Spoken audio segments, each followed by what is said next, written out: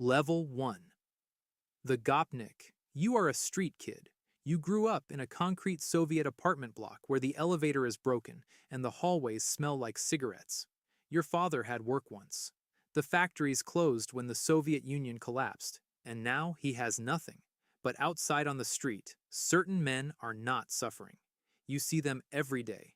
Black Adidas tracksuit, a thick gold chain, a cigarette hanging off the lip.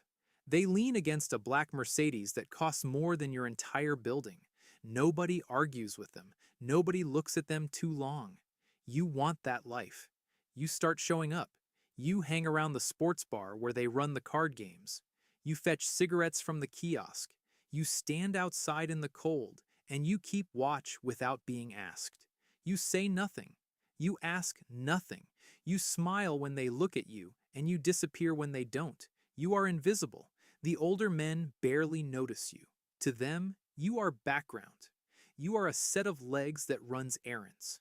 But you are being watched every second. They are not looking for the strongest kid on the block. They can find strong men anywhere. They are looking for one thing only. Can you keep your mouth shut? Because in this world, the mouth is the most dangerous weapon a man has. And most men cannot control it. If you talk to your friends about what you see, you are gone. If you brag at school about who you know, you are gone. And around here, gone sometimes means something permanent.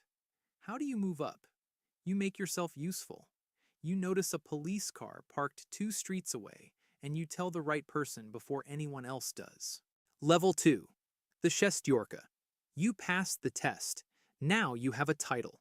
Shestyorka means 6. The lowest card in a Russian deck. That is exactly where you rank. You are not a member of the Bratva. You work around the Bratva. There is a difference, and everyone knows it. Your life is errands. You drive the car and you wait outside while the meeting happens without you. You hold an envelope and you deliver it without looking inside. You stand outside a restaurant for 3 hours in January while the men eat and drink and tell stories about you. But here is the catch. You have no protection. If the police stop you with that package, there is no lawyer coming. There is no senior member calling the station. There is no one standing up for you at all. You take the charge. You say nothing. You do your time. That is not negotiable. That is the only rule that matters. You are taking all the risk for almost none of the reward. But the money is real for the first time in your life. And for the first time, when you walk into the room, an older man nods at you. One nod. That is worth more to you right now than the money. But you want more. How do you get it? You bring them something.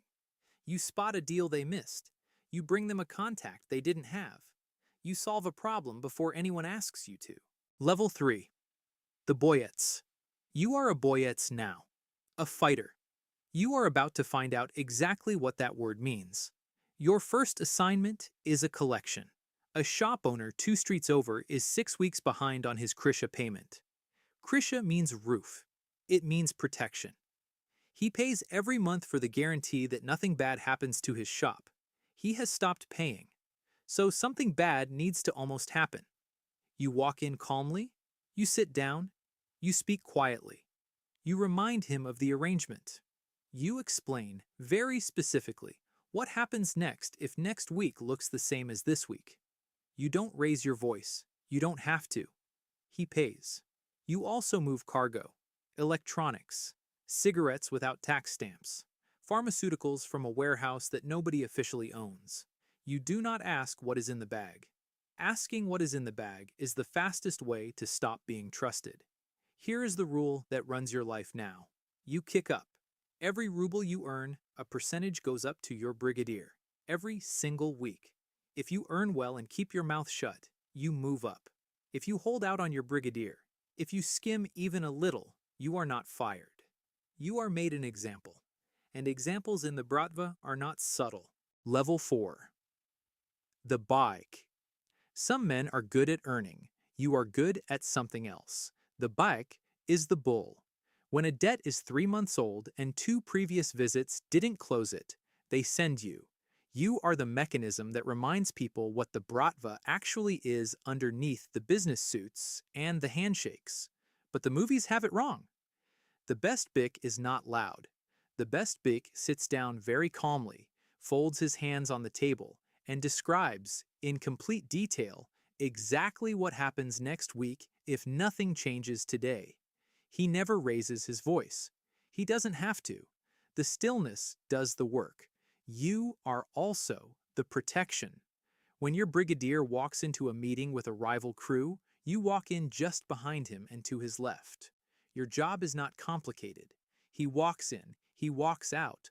That is the entire job description. Everyone in your crew is polite to you in a specific way, the kind of polite that means they're nervous. This is not friendship, but it is a kind of power. Level 5. The Brigadier. The acting title is gone.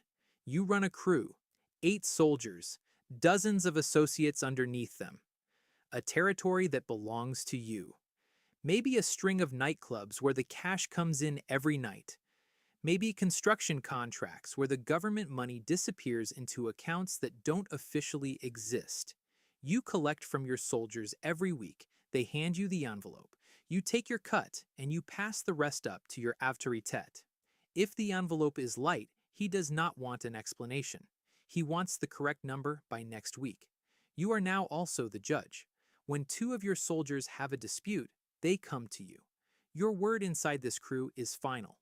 If you are weak, they eat you alive. If you are too heavy-handed, they go around you to the man above you. You are walking a razor's edge every single day. And here is the math that keeps you awake. You have to pay your men enough that they stay loyal. You have to pay up enough that the chain above you stays satisfied.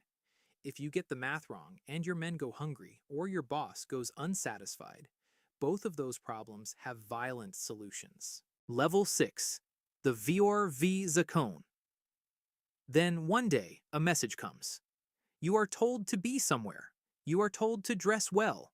Vor v Zakone. Thief in law.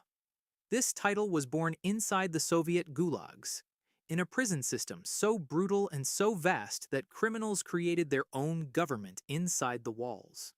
Their own laws, their own courts, their own economy, completely separate from the state. The men who led that shadow government were the first Vori. You walk into a room. There are men sitting around a table. Senior Vori, men with decades in this life. They ask you to swear the thieves' code, and the code has no gray areas. You will never cooperate with the police, not once, not under any pressure, not to save yourself, not to save your family, never. If you so much as answer a detective's question in a way that helps him, you are a rat, and rats do not survive. You will never hold a legitimate job for the state. Your life belongs entirely to the Brotherhood. Then come the tattoos. In the old tradition, every marking on a Vor's body is a language. The 8-pointed stars on both knees, they mean this man kneels to no one. The cathedral domes on the chest, 1 dome for every year served in prison. You cannot buy these tattoos. You cannot fake them. Wearing a mark you did not earn is a death sentence. You are now a made man.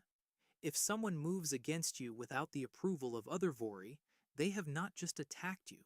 They have attacked the entire institution. Every Vor in every city becomes your problem. Level 7.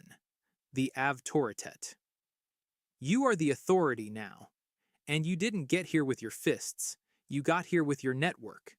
A port customs official who waves through certain containers on certain nights. A banker in Cyprus who moves money without a single question. A judge who has been receiving envelopes for 11 years. These relationships took a decade to build. They are worth more to the organization than any shipment, any racket, any crew. The boss uses you as the bridge between the criminal world and the legitimate one. When $40 million needs to disappear into European real estate, you are the one who makes it look like an ordinary business deal. You do not get your hands dirty anymore. You don't have to. Level 8. The Pakhan. You survived it all. The street corners, the prison sentence, the wars, the betrayals, the years of silence. You are the Pakhan, the boss, the father, and you have not touched a weapon in 15 years. There are 4 layers of men between you and anything the law could call a crime. You whisper an order to 2 trusted men. The order moves down through the Avtoritet, through the brigadiers, through the soldiers. By the time something happens in the world, the thread back to you is so thin that no prosecutor has ever successfully pulled it. You live somewhere comfortable. You have companies. You sit on the board of a charitable foundation. Nobody at the charity dinner knows what you are. But every man in every city in the network knows exactly what you are. The FBI has a file on you. Interpol has been building a case for a decade. Journalists who write about you change their minds. You have total power. But you have no peace. Every brigadier beneath you is calculating. Every Avtoritet is building his own contacts. The Vor who helped you take this seat is watching you the way you once watched the man above you. You trust no one. To trust someone fully in this life is to hand them the knife they will eventually put in your back. You know this because that is exactly how you got here. There is no retirement. There is no country far enough that your name hasn't reached it. You leave this seat one of 3 ways: in handcuffs, in a casket, or you pass the throne to the next man and spend the rest of your life hoping he remembers what you did for him. This is the life you chose.